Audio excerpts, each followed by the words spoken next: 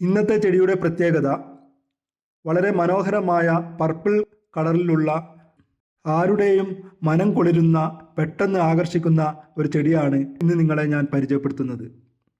U plants എന്ന YouTube ചാനലിലേക്ക് ഏവരെയും സ്വാഗതം ചെയ്യുന്നു. മെലാസ്റ്റോമ എന്നറിയപ്പെടുന്ന ചെടിയെയാണ് ഇന്ന് നിങ്ങൾക്ക് പരിചയപ്പെടുത്തുന്നത്. ഈ ചെടിയുടെ പൊതുവായ വിവരങ്ങളിലേക്ക് ആദ്യമായി കടക്കാം. മെലാസ്റ്റോമ മലബാത്രിക്കം എന്നാണ് ഇതിൻ്റെ ശാസ്ത്രീയ നാമം. എന്നിരുന്നാലും സിംഗപ്പൂർ റോഡോഡെൻഡ്രോൺ, ഇന്ത്യൻ റോഡോഡെൻഡ്രോൺ, അതുകൂടാതെ മലബാർ മെലാസ്റ്റോം എന്നീ പേരുകളിലും ഈ ചെടി അറിയപ്പെട്ടു വരുന്നുണ്ട്. മെലാസ്റ്റോമയ്ക്ക് എത്രമാത്രം വെളിച്ചം ആവശ്യമുണ്ടെന്ന് നമുക്ക് നോക്കാം.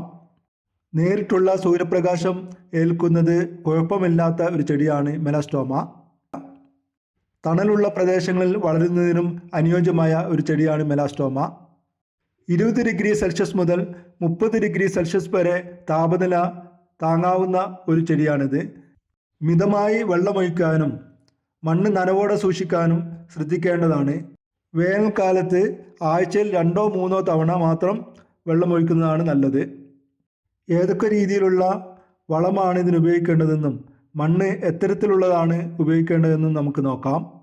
മാസത്തിൽ ഒരു പ്രാവശ്യം ജൈവവളം ഉപയോഗിക്കുന്നത് നല്ലതാണ്. അതുപോലെ തന്നെ കമ്പോസ്റ്റ് ചേർത്ത മണ്ണും അഭികാമ്യമാണ്. ഏതൊരു ചെടിക്കും അത്യാവശ്യമാണ് വളക്കൂറുള്ള മണ്ണ്. അതേപോലെ തന്നെ മെലാസ്റ്റോമയ്ക്കും നല്ല വളക്കൂറുള്ള മണ്ണും ജൈവമിശ്രിതങ്ങളുള്ള മണ്ണും ഉത്തമമാണ്. എല്ലാ ചെടികളെയും പോലെ തന്നെ ഈ ചെടിക്കും കീടബാധയും രോഗങ്ങളുമൊക്കെ വരാൻ സാധ്യതയുണ്ട്. മികച്ച രോഗപ്രതിരോധ ശേഷി ഉണ്ടെങ്കിലും ചില മീലി ബഗുകളും അപൂർവമായി അഫിഡുകളും ബാധിക്കാൻ സാധ്യതയുള്ള ഒരു ചെടിയാണിത്. നിസാരമായ കീടബാധയ്ക്ക് നാച്ചുറലായി ലഭിക്കുന്ന കീടനാശിനികൾ ഉപയോഗിക്കുന്നത് നന്നായിരിക്കും. ഇതിൻ്റെ പ്രൊപ്പഗേഷനായി 2 രീതികളാണ് സാധാരണ ഉപയോഗിച്ച് വരുന്നത്. ഒന്നാമതായി വിത്ത് ഉപയോഗിച്ചുള്ള പ്രൊപ്പഗേഷനും രണ്ടാമതായി കട്ടിംഗ് ഉപയോഗിച്ചുള്ള പ്രൊപ്പഗേഷനും. വിത്ത് ഉപയോഗിച്ചുകൊണ്ടുള്ള പ്രൊപ്പഗേഷൻ എങ്ങനെയാണെന്ന് നമുക്ക് നോക്കാം.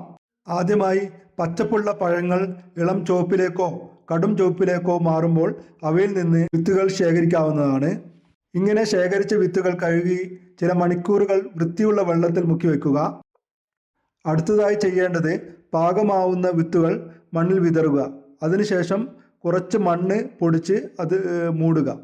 അതിനുശേഷം മിതമായ നനവ് നിലനിർത്തി വെളിച്ചമുള്ള സ്ഥലത്തേക്ക് വെക്കുക.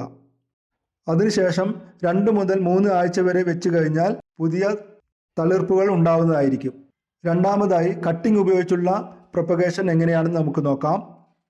നല്ല ആരോഗ്യമുള്ള 4 മുതൽ 6 ഇഞ്ച് വരെ നീളമുള്ള കമ്പുകൾ തിരഞ്ഞെടുക്കുക. അതിനുശേഷം ഇലകളുടെ താഴെയുള്ള ഭാഗങ്ങൾ നീക്കം ചെയ്ത് കട്ടിങ്ങിൻ്റെ അറ്റം വരെ ഹോർമോണിൽ മുക്കുക.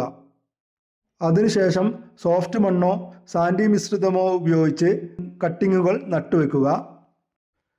മിതമായ നനവ് നിലനിർത്തി തണലുള്ള സ്ഥലങ്ങളിൽ സൂക്ഷിച്ചു വെക്കുക.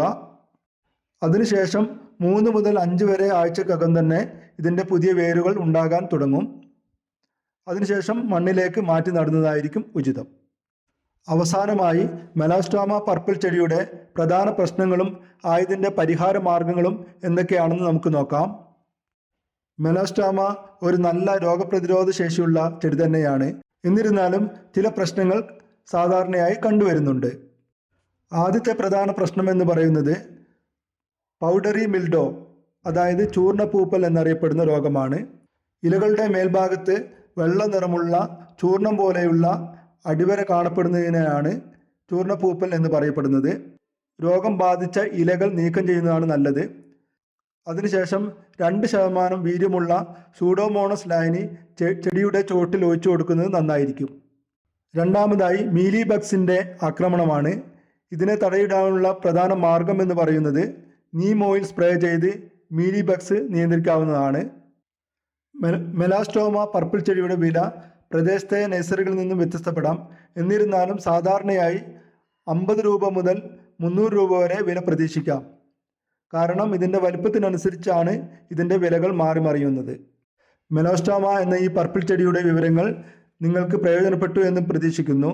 കൂടുതൽ വീഡിയോകളും ടിപ്പുകളും ട്രിക്സുകൾക്കുമായി ഈ വീഡിയോ സബ്സ്ക്രൈബ് ചെയ്യുക. കൂടെ ബെൽ ബട്ടൺ ഇനേബിൾ ചെയ്യാനും മറക്കരുത്. ഈ ചെടി ആവശ്യമുള്ളവർ ഇതോടൊപ്പം കാണുന്ന വാട്സാപ്പ് നമ്പറിൽ ബന്ധപ്പെടാവുന്നതാണ്. Thanks for watching.